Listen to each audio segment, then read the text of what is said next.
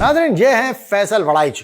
देखो सुनो समझो जानो वगैरह के हिसाब से इन्होंने बहुत कुछ लोगों तक अपनी बात पहुंचाई है, और पॉडकास्ट वगैरह जो भी मुंह में आता है कहते हैं, और बड़ी फॉलोइंग वगैरह जमा कर ली है। लाहौर में होते हैं और कोई हमारी इनसे कोई दुश्मनी वगैरह सच तो नहीं है, लेकिन इन्होंने हालिया एक पॉडकास्ट में जाकर इनसे सवाल किया गया कि भाई आप क्या एथीस्ट हैं, मुलिद हो गए हैं, क्या हो गए हैं, ज़रा आप क्लियर करें। अब जाहिर सी बात है ये आवाज़ें उनके मुलिद होने की कहीं ना कहीं से जा रही होंगी, जो पहुंची होगी उस मेज़बान तक, तो उसने सवाल किया। उसके जवाब में उन्होंने बहुत सफाई से अपनी जो है कैफियत है वो बयान कर दी, और उन्होंने जो बातें कही हैं उसमें उन्होंने हेडिंग ये लगाई, भाई मैं अपने आप को रैशनलिस्ट कहलाना पसंद करता हूँ। बहुत से लोगों से सुनते हैं कि शायद फैसल वड़ाइच एक एथियस्ट है। मेरे ख्याल में जो बेस्ट लेबल अगर मुझ पर को लग सकता है, या मैं अगर जिसको समझूंगा किसी हद तक जस्टिफाई है, तो दैट इज़ रैशनलिस्ट। और रैशनलिस्ट के उन्होंने मज़ीद ताबीर क्या करी, उन्होंने बताया कि भाई जितने मज़ाहिब हैं वो सब इंसानों ने ख़ुद बनाए हुए हैं, और इसलिए बनाए हैं कि उनकी अपनी कोई रूहानी तस्कीन हो, कोई उनकी जज्बाती तस्कीन हो, कोई उनको मैनेजमेंट करनी हो, कोई उनको दुनियावी मामला चलाने हो, तो मज़हब के नाम पर रख के चला लिए जाएँ, और सब अच्छे हैं, सब सही हैं, सब अच्छे हैं, किसी का मसला नहीं है। तो मैं नहीं चाहता किसी एक नज़रिए को हक समझकर उसके साथ जुड़ा रहा हूँ। हालात बदलते रहते हैं, नज़रियात बदलते रहते हैं, और उन्होंने बहुत बारीक बीनी से पूरा इल्हादी मुकदमा पेश कर दिया। बहुत मज़े का है, दिलचस्प है।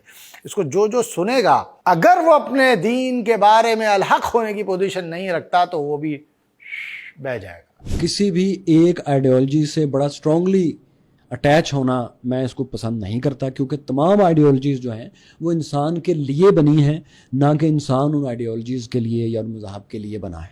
लिहाजा सब कुछ चूँकि इंसान के लिए है, तो इसका मतलब है कि अपने सर्कमस्टांसिस में और वक्त में और बदलते हालात में हर आइडियोलॉजी, हर ख्याल जो है, जो इंसानों के बारे में जिसको क्राफ्ट किया गया, वो थोड़ा बहुत चेंज होगा, तो उसके साथ हमें भी चेंज होना चाहिए फॉर बेटर रिजल्ट्स। मतलब एक शख्स वाज़े तौर पे बता रहा है कि उसके नज़दीक अल हक, सच्चाई कुछ भी नहीं है। अब ये कितनी तज़ाद पर मबनी बात है।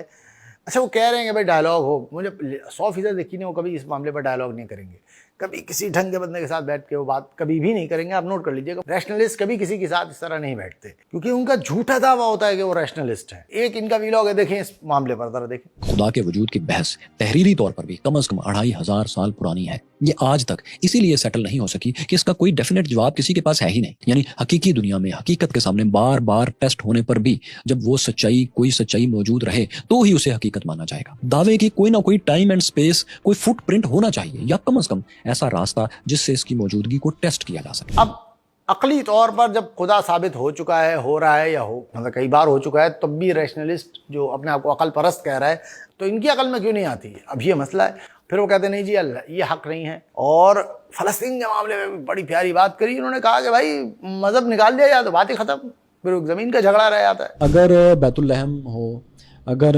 यरूशलेम आप उसको कहें, या आप उसको बैतुल मक़दस कहें, तीनों जगह जो हैं वो चर्च ऑफ नेटिविटी समेत तमाम की तमाम जगह जो हैं वो मुक़द्दस हैं तीनों मज़हब के लिए। मैं तो समझता हूँ कि जो इसकी बेस है ना इस जंग की, बुनियादी तौर पर वो तो है ही रिलीजियस, लेकिन ये लड़ाई हल क्यों नहीं हो रही? आज आप इसमें से मज़हब का एलिमेंट निकाल दें तो आप देखें इसमें पीछे मसला क्या बचता है? कुछ भी नहीं। मसला ये है कि आप रैशनलिस्ट हैं, और एक अच्छी डेफिनेशन आपने एक नई चीज़ पेश कर दी है, एथीस्ट वगैरह कहे बजाय रैशनलिस्ट के मंजन में सबको लपेट दिया जाएगा। और मैं पसंद नहीं करता, भाई आप पसंद नहीं करते या क्या नहीं करते, इसके तो मामले नहीं है। बस ये था समझाने का मकसद कि इस तरह से लेपा पोती करके नज़रियात फैलाए जा रहे हैं, उंडेले जा रहे हैं, लोगों के अज़ान ख़राब किए जा रहे हैं।